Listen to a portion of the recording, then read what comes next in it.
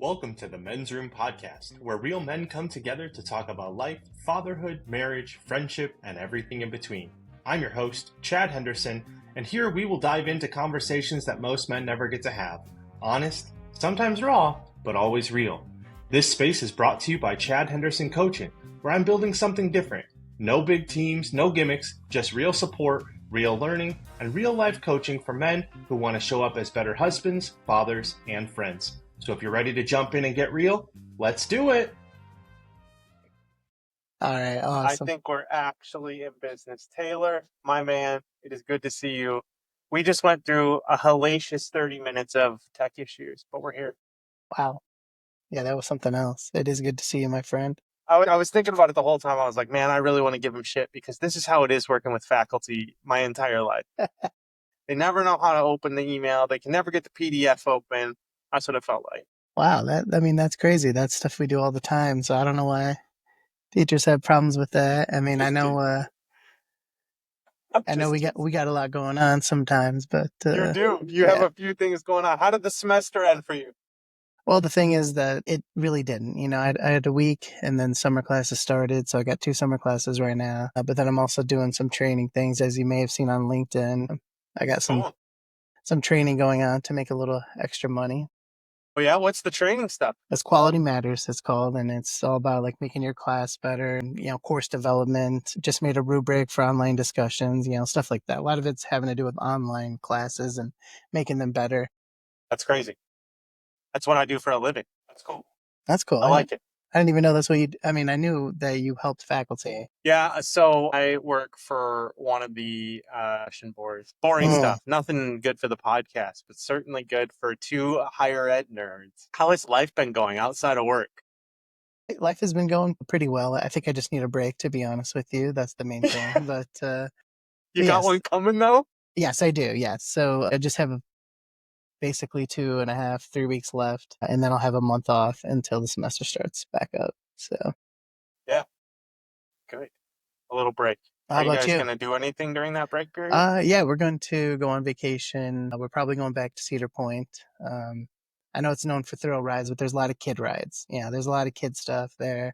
They got the rights to Snoopy and all of his friends and stuff. Yeah.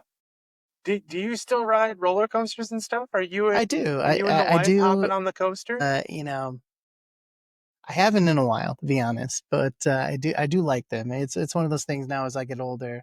It kind of reminds me of like how my friends were at the Dells the older we got, where we used to do all the rides and everything, and then eventually became like, let's just go and get food. Maybe we do 1 or 2 rides. You know what I mean? I guess I've moderated a little bit. I don't need the extreme thrill rides. Maybe just a good roller coaster here and there, and I'm good to go. So yeah, I don't mind like the giant drop.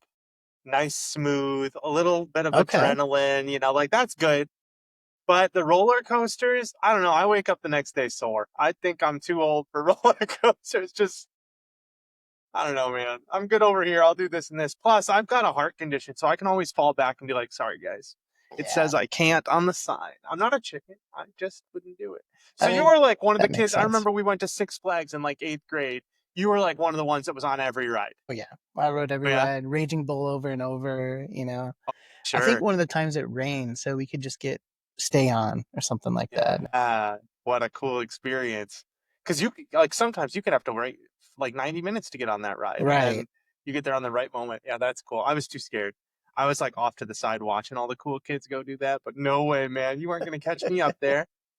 And I feel like I've been proven right in recent years. Roller coasters haven't had a great... Do you see this new one that with it tips down and then reconnects? Yes, the Siren's Curse. Yeah, I've seen it. That is at Cedar Point. And are you going? I don't know if I'll be riding that one or not. I assume the line will be extremely long because it's new. Maybe I'll have time to get on their biggest, longest roller coaster. Well, that's my favorite one. It's like 2.5 minutes or something. I can't remember the name, but it's really good. Cool. Is it just you? Did your wife jump on it? Oh, she rides them. Yeah. We rode the Top Thrill Dragster, which was their most extreme ride together. Yes. I mean, this was years ago now, but I thought it was dying. And she's like, that was awesome. Yeah, that was great. Yeah, totally cool. That was the one that, like, if you didn't make it all the way up and over, you would go back down it. Did you guys make it across the first time? We did, and the messed Okay. up thing is before writing, I thought to myself like, yeah, it'd be kind of cool if it didn't make it and then came back. But when I was on it, I was not thinking that. You know what I You mean? were like, I get was kind of glad it over, was get over. over. Is there a moment at the top where you're not sure? There was a moment at Or the is it top pretty clear? where I legit thought that I was falling into my death because it only has the straps over your legs and not over your shoulders. So I went like this, and I went, my brain wasn't quite working right. One cool thing is from the top of that one, you can see Canada, which I think is kind of cool. So it gives you something to look out at. Oh, that's really neat, man. No way. I'll watch from the side. I can't go on those ones, but That one pushed my limits, to be honest. That one had me rethinking, like, how extreme do we have to get here? yeah. Because it went 0 to 125 in like 4 seconds, and now it's back, and it basically there's two sides to it now, so they've made it bigger, and it's not as fast though, I don't think. Yeah. But yeah, how That's about you? incredible. Well, I like roller coasters. So the heart condition, I'll update you. Yes. I had surgery since we last talked, but the heart condition has been an evolving journey over the years, right? Like at first, like it was really only when I worked out that I had to worry about it. And then slowly, like it started to impact other areas. But I was down at Universal Studios and we jumped on the Hulk ride. Have you been on that one at all? No. It's like one of those 0 to 60 in like 2 seconds or whatever, right? Like it just instantly launches you out there. I don't know what the number is, but like it's good. And anyway, like I went on it, and as I was going, like I remember losing vision in my left eye, and I My was like, goodness. "Oh man!" Like, so I told Keelan, we got off the ride. I was like, "I think that ride almost makes me pass out." Like, so Wow. obviously there was no line that day, so I went back on it to see if it was real, and it does. So I don't go on the 0 to 100 starts anymore. That But makes honestly, sense. Taylor, this falls right into my wheelhouse because then I don't want to necessarily go on it anyway. I can just stand off to the side and be like, "Oh, sorry guys. Like, Yeah, there you go. I'll see you That at the works for exit. you. You have a I'm reason gonna go now. get ice cream. Yeah, wait for you crazies at the end." So it fit in right in my hand. Anyway, but yeah, so since the last time we saw each other, we haven't recorded an episode in a while, but I took a little bit of time off, sort of unplanned a little bit. But I had surgery. I think there's some other stories out there that folks can kind of update them on my story. But How did that I go, got man? How are got you my doing? third pacemaker before the age of 40. So I've had three pacemakers put in and an open heart surgery, and I'm not even 40 years old yet. Dude. Crazy, but it went well. I'm Kinda. glad it went well. What do you mean, Yeah, it kind kinda? of When went you say well. kinda, what does that mean? Well, so here's a weird thing. They got in there and they're so I had obviously had a pacemaker. There's two leads that already run in there. Those are the wires. The doctor got in there and she was like, "Hey, there's one of the wires was like broken. It's the coils like busted out of the wire casing, which I mean, on any wire is probably not good, but one that's in your heart seems even more scary." But she said she wasn't in the right OR room to remove it. So it's still in there, like space Wait, garbage what? or something. Yeah, they Okay. can't remove it yet. So she's like, so I put a new one in, so that's the third wire. And then she's like, and then I had the surgery was to run an actual third wire. So now there's four wires sitting there. One of them's not even Wow. connected to anything. They're My just like, good. oh yeah, we'll have to deal with that later. So that's kind of but otherwise, everything went great. Wow. Yeah. Weird stuff. So you have Took my family to Florida right after. Couldn't submerge in water. It's 110 degrees. my So I was goodness. sitting in it, but couldn't, can't get the chest wet or anything. But Could I'm an you old drink pro at this cold now. like ice water and stuff like that? Or Oh yeah, okay, ice oh yeah. cream and I had. I also had an ice pack that like I just walked around with for basically 3 weeks because it's so uncomfortable. Because there's, you may not know, like a new device, it pushes against your skin weird. It like causes bruising or like, if you even touch your chest and now all of a sudden there's a hard thing behind that spot, it hurts a little at first. So it takes some getting used to. So the ice was just like my life for 3 weeks. But I feel great now. And that's I good. have two golf dates this weekend Nice. because I couldn't play for 4 weeks. So I'm getting back out. So I'm pumped. Well, I hope you have a great time with the golf, and I think your story is really amazing. And Thanks, man. yeah, and the positivity, man, it's I, wor- infectious. I worry sometimes that the story, I mean, when this all started 17 years ago, I was I was in my second year of grad school. So I went undergrad to grad school. So I was just about ready to turn 24. So I was 23. And so whatever, however many years ago that was. I didn't know that the story would go on for 20 damn years, Like, so sometimes I get worried. I'm like, God, people got to be sick of this story by now. But it's crazy how it evolves and changes. Like, it's just the entire it's a mental jungle gym that you've got to battle for sure. Well, I appreciate you sharing, man. Yeah. No, I I'm sorry appreciate you for what you asking go about it. through. Yeah. Always here You for know, you. I appreciate that. There's a weird thing I talk about in therapy specifically. Shout out Dr. Lisa, but that I am really glad it happened. I think that there's almost like I think that there's a gift in having to like question whether or not your time on earth is given. And I think that like it can open your eyes in new ways. And so in some ways I feel like it's a gift. At the same time, I hope no one ever has to experience it, but when you do, whether it's, my situation is really different, but like I think it compares somewhat to a cancer journey of like you're not knowing exactly where it's going to take you next. And sometimes there is an element of gift in that if you use it right. And so that's what I try my best to focus on is that gift part. You can It's see the not big. easy. It's not easy. I was just gonna say you can see the big picture, I guess, after an experience like that, and It there's ebbs and value. There's flows. value in that. Oh, I bet. Yeah, it ebbs and flows. Sometimes you forget about it. It's easy to like go back to normal and then go back to giving it for granted, which is also probably healthy and a normal thing to do. But yeah, it's always kind of there. So yeah, so that's my health update. I'm doing good. I appreciate So you glad you're making doing it well. today.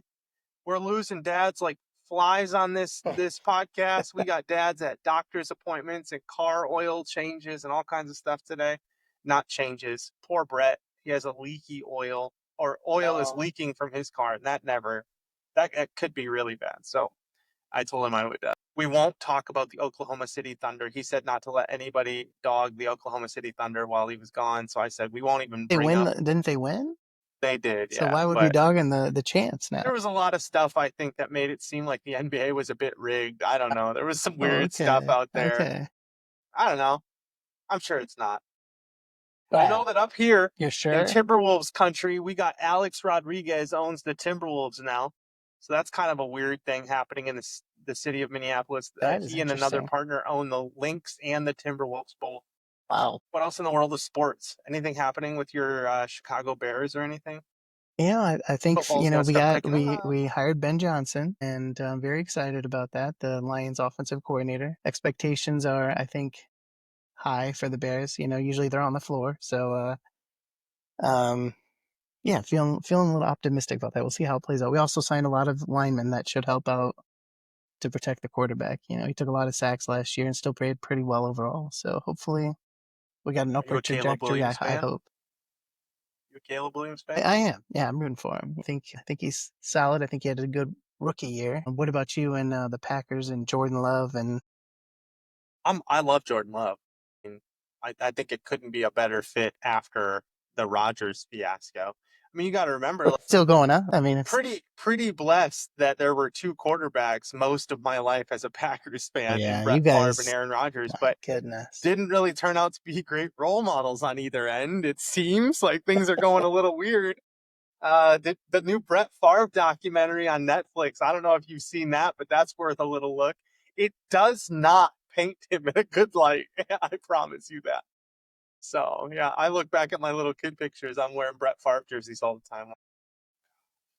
We didn't know. It's one of those examples of don't meet your heroes. You have an example like that? Well, I did. So as a teenager, I tried to get Urlacher's autograph, and a friend of mine was behind me, and his ball was signed perfect. I don't think Urlacher could see him or something. I'll tell you more why I'm saying that in a second. So Urlacher, he just signed my ball, Brian, and he just looked at me, and he just stopped signing and gave me the ball and gave me a kind of dirty look. And I think it was because it was supposed to be for kids. Now I was a teenager, I was in high school, but it's like my favorite player in the NFL. Super excited about getting his autograph and stuff. Yeah, so that was a weird experience. So I have a ball somewhere that just says Brian. No Yeah. one probably believed me that Brian Urlacher wrote that, but I still don't know exactly why it happened, but that's the only theory I have. So Maybe it makes the signature even better. I guess. Well, I mean, the annoying thing is Eric Eaglin, was behind me. He reaches the ball Yeah. over, perfect signature. So and he's not even a Bears fan. Yeah, mine just says He's like, that's great. right. That's funny. That's so funny. Where does he keep his, I wonder? Where's his Well, his fine is probably in Urlacher? a display box or You something. think I so? don't I know. was gonna I'm say it guessing. doesn't even mean anything to him. It's Right. probably in a box in a closet somewhere. He's like that garbage thing. I don't know where that's at. Man. Okay, what else in the world of sports? You don't watch a lot of golf. No, but Baseball's I mean, boring. you could talk about golf. I mean, I love the nature element of golf, obviously. Yeah, But I love the storylines. You got the live. There's a lot of politics involved in golf these days. You've got the live, the Saudi league versus the PGA Tour oh, league. Yet then Rory won the Masters. So Rory's won 3 times this year, but something happened afterwards. He has stopped talking to the media. He has oh, not talked to the media since he won. He's turned down 8 consecutive post-round interviews. Yeah, he's just like, it's not that he hasn't talked to the media. He won't go do the like after round interviews. There was a thing that happened where so every single tournament they test 50 drivers that are in the field, right? So the actual club itself, they take it and they test the face. And over time, as you use a driver, I learned this last week. Apparently, if you use it long enough, the sweet spot becomes almost too sweet and it performs too well, and then it becomes non-conforming. Right. So okay. So they it's got to get literally like if you hit a wow. driver long enough in the PGA Tour for as many balls as they hit a day, a week, over, like it's going to happen eventually. But when his drive, it's just a matter of time, right? And when his went non-conforming, the media picked up the story and was like, "Oh, he's playing with an illegal driver." And it was like a week after he won the Masters, and so everyone was like, "Well, wait a second, like." And so I think that pissed him off. And so Okay. anyway, big drama. That's Well, my life. that's That's what I like to interesting. follow. I mean, there's the whole. Isn't there like a new baseball bat or something now that Yeah, that thing they're looks weird. using? You probably know more about that than I do, but I heard about it from a friend. No, it just looks weird. I've only seen a picture. I just looks bizarre. It looks like it hits it further, maybe? That seems Yeah, like I if think it it hits has it like further, wouldn't that be a illegal? thicker end or something, or bigger sweet spot, I guess you could say, on the bat, something like that. I don't know. And I think God, it's I wish legal for them to baseball was use right more now. But interesting. I love going to baseball games, but Yeah. watching them on TV it's can be a little boring. So Yeah. No, I agree. I'm a Cubs fan. I hear the Cubs are playing well. I yes, really haven't watched them a ton since the won the World Series because it was pretty depressing after that. I But root for them. I cheer for them. I hear they win, and I'm like, all right, great. I'm glad they're doing well. I think they're leading the NL or something, or they were at one point recently. So yeah, that's good. they're coming to Minnesota July 8th, 9th, and 10th, I think. So I'm gonna try and get to those games.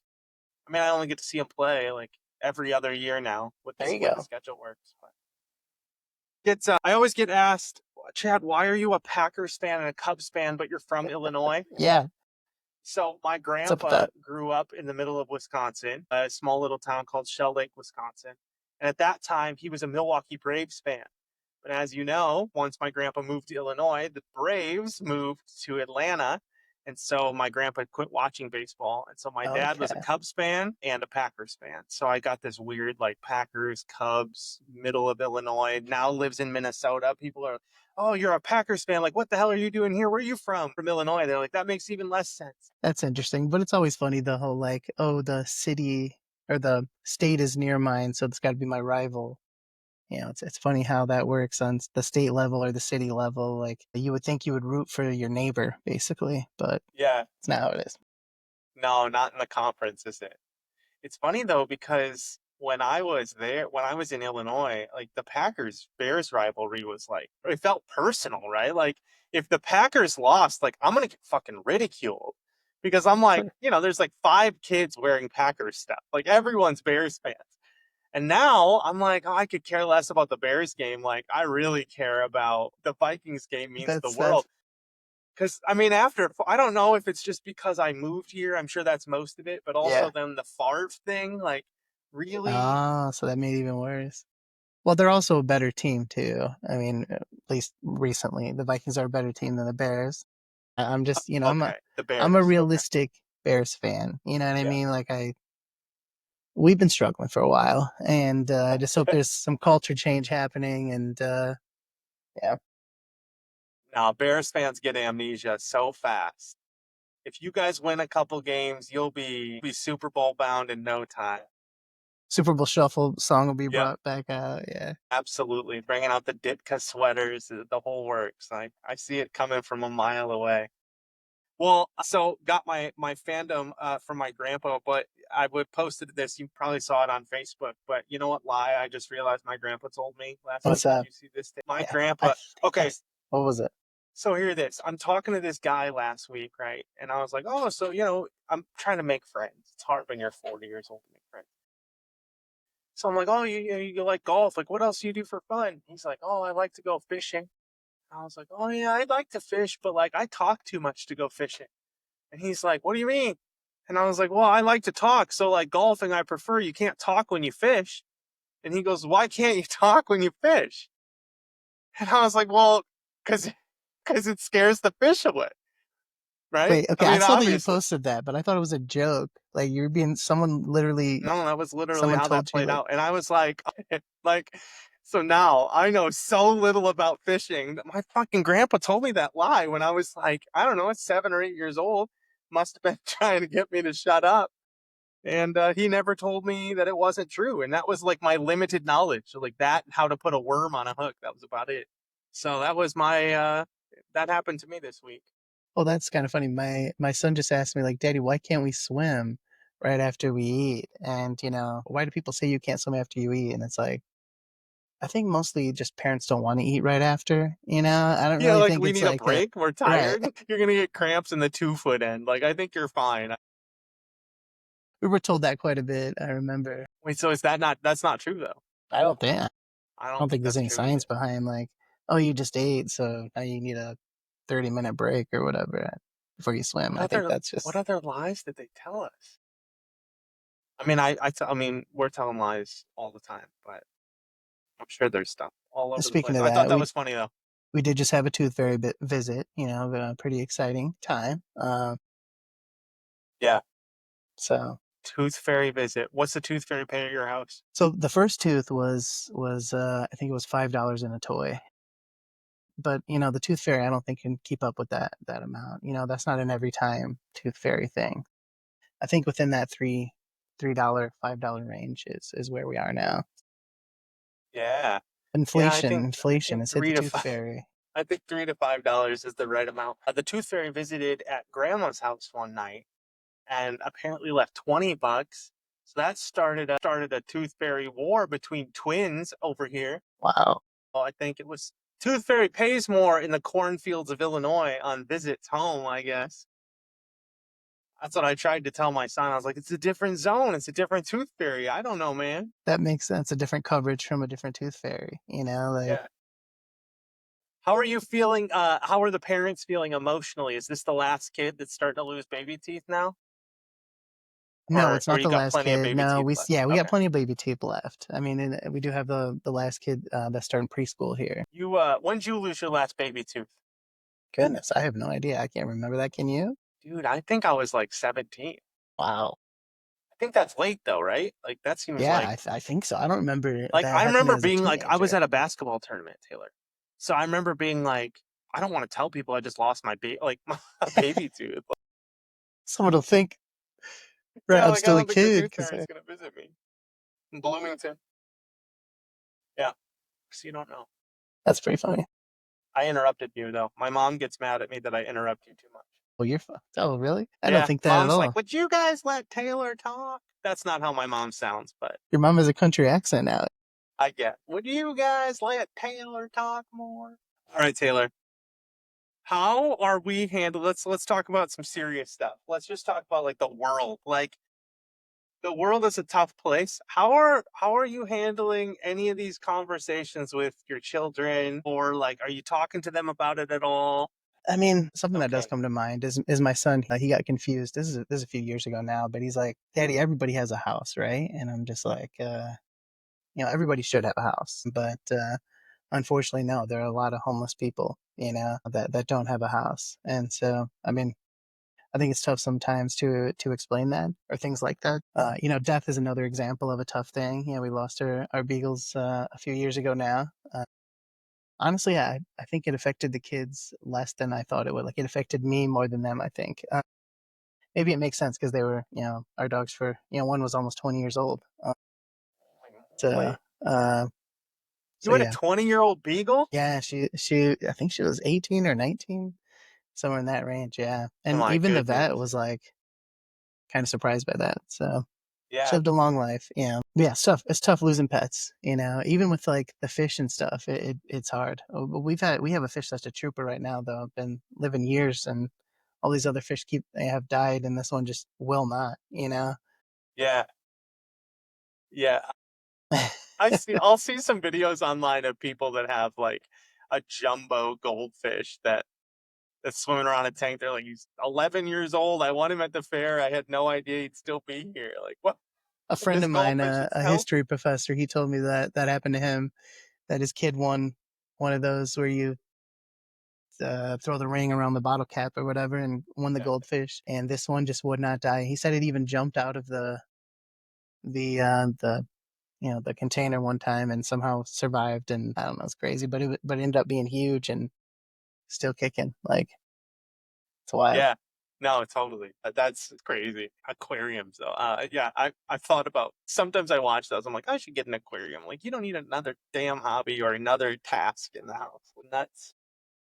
But yeah, sometimes the serious conversations with kids, it's just getting hard. I mean, like, cause I do watch the news. My wife teases me about like, oh, Chad's gonna watch because I like to watch the news. I'll watch it every hour that it's on. If we're sitting there, why wouldn't I keep watching it? So the kids will see it sometimes, and most of the time they don't care. But man, it's getting harder and harder. So it seems like more and more of the stories. I think everyone's probably said those words over Yeah. time, right? Like, I'm sure my grandpa said that same thing when he was my age. The stories are just getting worse and worse, but Well, I mean, man, there's a right now saying in the seems news: brutal. if it bleeds, it leads. I think the news these days really shows some of the most terrible things that are going on, and not always the good things. I would like to see more, examples of charity and people helping people. And I know it's happening even locally in Dixon. I know, like, this food bank thing. I saw it on the Facebook feed, just showed up. I'd like to hear a story about that. Like, let's talk about things like that.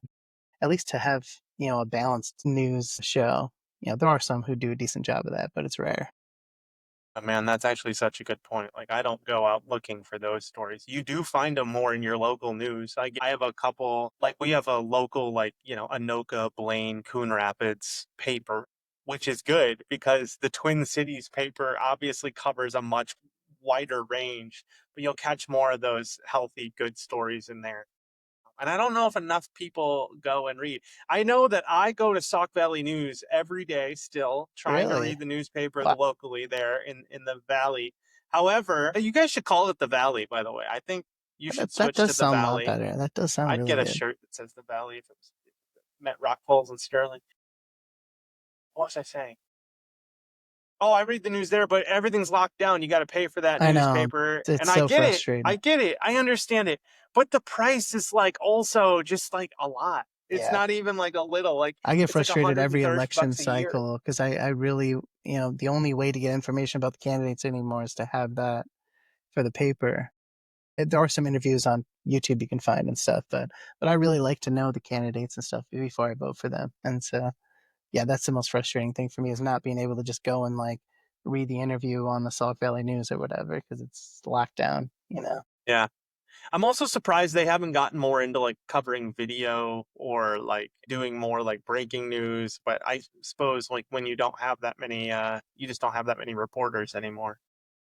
But anyway, I try and keep up with local news, but try and have serious conversations with the kids sometimes. It's tricky. We had an interesting experience over here. I wasn't I'll since I'll just tell you about it. So Yeah, my go kids are ahead. adopted. We about a week after I had my surgery, they met their biological family for the first Wow. time. Which is like when they moved in, it's one of those things that you're constantly thinking about and you're constantly Well, at least for me, I mean, I thought about it since day one. I was very intentional. I know that not all adoptive parents are. It just so happens that my therapist is also an adoptive parent. So I think I got to think through it. Just luckily, I got to think through it with somebody a bit more. But we were really intentional about always saying positive things about the biological family and always like making sure they knew things about their names so they finally got to meet them. And that That's cool. experience in terms of the kids and their biological mom, I'll leave for them. For me, like the part for me was like, boy, as a dad of as an adoptive dad, right? There's this moment of like, I've done it. Like they've kind of walked away from me, right? And they're going to hug this woman who I'm so excited for them to see. There's no animosity there for me. I'm like happy for them. And so I realized in that moment, like, hey, my job is not, I don't have to be that dad right now. Like, I don't need to be over there. This isn't about me anymore. Like, they walked away. And as they were stepping away, it was almost like I could hear myself telling myself, you don't have, like, you've done everything you were supposed to do. It's their turn, right? Mm. So I was able to kind of pull out the camera and capture that moment for them. And then, like, okay, so that whole day went really well, and the visit went really well. And then we are leaving, and I had already thought about this, but it's hitting me like now you have a decision. Like, how are you going to involve this person in their lives moving forward? How are you going to invite? Like, how is this all going to play out? And it really just it's hard because you have that ownership of like these are my kids the same way that you would as your kid's biological father, but also there's this secondary role where it's like, no, no, no. Part of the most important part that I can do as dad in this case is prepare them for this other thing and be willing to let go. And dude, that's Uh, like storybook stuff, it right? Like is. I mean, that's it was that's beautiful and emotional, I'm sure. And wow. it's a real experience. I'm glad it happened, as always. That's kind of my thing. If I was going to write a book, I think that's what I'd call it. I'm glad it happened. But no, That's a I'm great glad it title. That's a happened. great But title. it was kind of a, I mean, it's kind of a life-changing moment, like Mm-hmm. especially considering that my children are children of color, which I don't know that I've ever mentioned on this cast. I know you know that, but I think with my daughter, it's really important to have people that look like you out there that you can relate to and feel a Yes. sense of belonging with and have the world make sense to you. And like, yeah, she can have the support with myself and my wife, but like ultimately like she needs to feel the sense of belonging somewhere. She needs to know where her home base is and where it came from. Now where she chooses to place it, like I hope in the future I see my daughter come back with her children on Christmas. I don't know, that's not a given. That's not a given for anyone. But anyway, does that all make sense? Yeah, I it wanted to does. tell It somebody does. that. Yeah, thank you so much for sharing that. That's beautiful. It does remind me, as I can only kind of view that through the faculty lens, I guess, in a way, but uh, I've seen students of different race and ethnicities feel that kind of representation and connection with people who look like them and see how important it is, that they feel represented. And I do try to share with my students that I did grow up kind of lower class. And I think that does help them, especially where I teach. Yeah, be able to relate to. Speaking of teachers, when was the first time you had a teacher of color in your education? And I'm gonna tell you, I went to school for 22 years, right? Like I got two master's degrees, so whatever the hell that is. Like keep going to school, Chad, you show off. I don't think I mean I had certainly had a couple of Native American instructors once I got late into college, but they were presenting white Native Americans. So I never had other than that, I never had any folks of color as this not one time, Taylor. Wow. Not even like a Miss Martinez. I never had anything. Hmm. That's weird, right? What about you didn't take Spanish or No, I didn't like take a Spanish. citizen? Okay. Yeah, kind of weird. But Did even you? that though, that's even kind of weird to say, right? Because you would think I think not until college. I had a African American black teacher in college. I had a few of them. I think I had one at Saw, and I had one in grad school. But even that, I mean, growing up, yeah, there was not a ton of diversity at our schools. Right. as Which, far as the I mean, faculty. I'm not saying anything bad about the teachers that we had. Like, right? Like, I Yeah, know that everyone was trying their very hardest, and it's not that like the system. Well, I mean, the system was built that way on purpose, but like not due to ill intent at all. I just think it's an interesting thing to look back on and understand like how that shapes me as a dad of people of color, right? Like two little kids of color, I have to constantly be thinking about like what does the world look like to them, especially right now. So it's been on my mind. It's been on my mind a lot, and certainly with that experience. So yeah, I don't know. Thanks for tying in race. What are your thoughts oh there? Like, sure. I don't know. Obviously, there's between 300 and 300 races depending on how you define them. It really is a silly thing to assume that someone is different because the way they look, but unfortunately, people do treat people differently based on the color of their skin. So there's this whole idea to be colorblind. I'm not sure if you've heard that term before, and I mean, I respect it. I think it has good intentions. I don't see To color. Yeah. That yeah, idea that I don't see color, right. that Yeah, is color I blindness, right? respect that. It's cute. It's helpful to a degree, but the problem is that you can't ignore that people are treated differently because of the way they look. So you can't take it to that level. And you also can't ignore the systematic structures that have existed throughout history, both now, but also in the past. So I think redlining is a really good example where you had minorities that were pushed to different communities, often the poorest parts of town with the worst schools, with the worst hospitals. I mean, there's effects of that. Yeah, so basically, we just can't ignore that people are treated differently, even if we don't do that ourselves.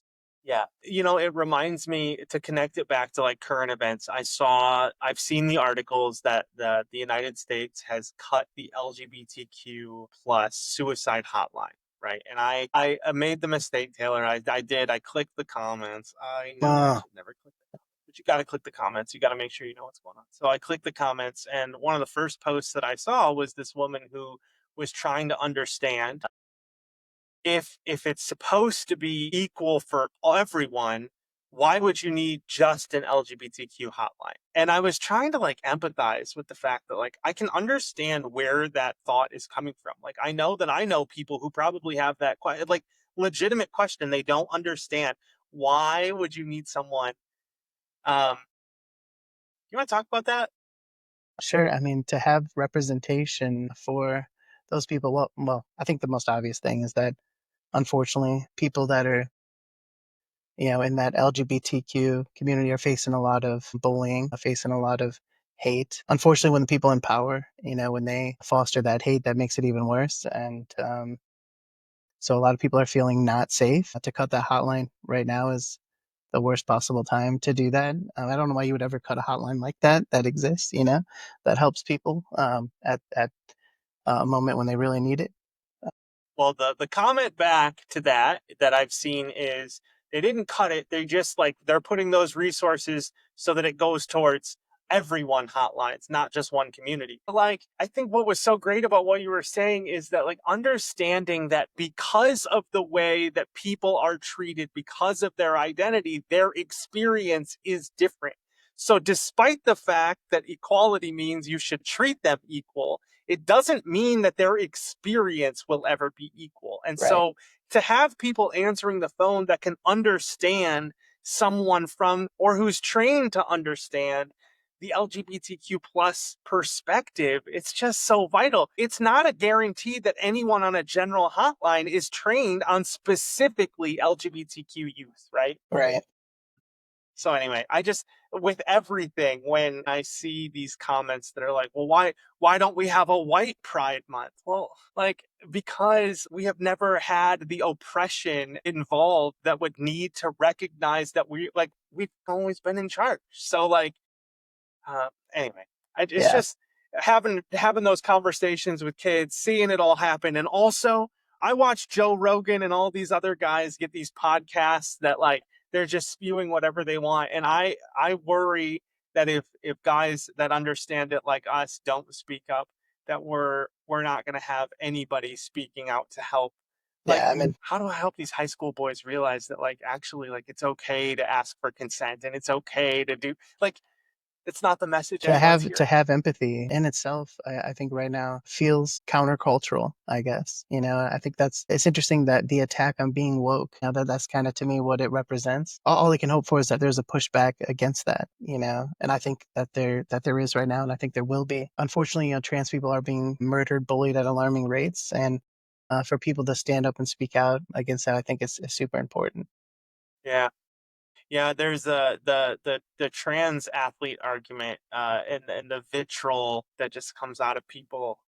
I actually appreciate it because any moment that someone can give me to show me that I don't want to be your friend or friendship, like actually if you could just let me know that you really are like, I'm not saying that the problem is not complicated. I'm just saying, like, if you can't look at someone as a base level human Human being being, experiencing the human experience yes. and experiencing something where they could use your help and understanding, like, if you can't find that in yourself and at least understand that side of the story, I don't have time for you. Like, I don't want to be, I don't have time for you in my life anymore. Even if people are different than you, have different beliefs, have different sexual orientation or identity or whatever, they're still human. They still deserve to be treated with basic human rights. That should not be a complicated issue. Like you said, people who make this like the central key issue of our time, it says a lot about them, I think. It really does. It I mean, really in does. some ways, it is a key issue of our time, and that we need to represent those people. One thing you did help me to remember sometimes with my students, I have to remind them that um, that gay rights is a recent struggle, and that the being able to marry um, that was like 10 years ago. It's not that long. Uh, maybe it's 15, 20, I don't know. It's hard to keep track of years anymore. I feel like, Yeah, I have no especially idea. ever since COVID, it's like this weird like thing. But yeah, it wasn't that long ago. It was the Obama Biden presidency, I believe. I mean, teachers have been trying to get that through our heads for years.